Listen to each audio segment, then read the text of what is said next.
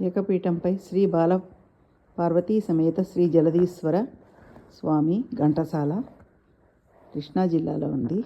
జలం జీవులకు ప్రాణాధారం. దేహాన్ని పరిశుద్ధం చేసేది, ఆరోగ్యాన్ని ఇచ్చేది, ఆయుష్ను పెంచేది జలమే. జలం నుండి జనించి జలదీశ్వరునిగా భక్తులచే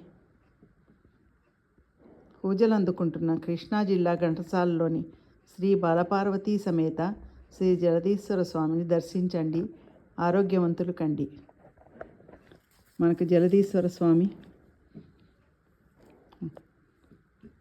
సకల శుభాలను, ఆయురారోగ్యాలను ఇస్తారు.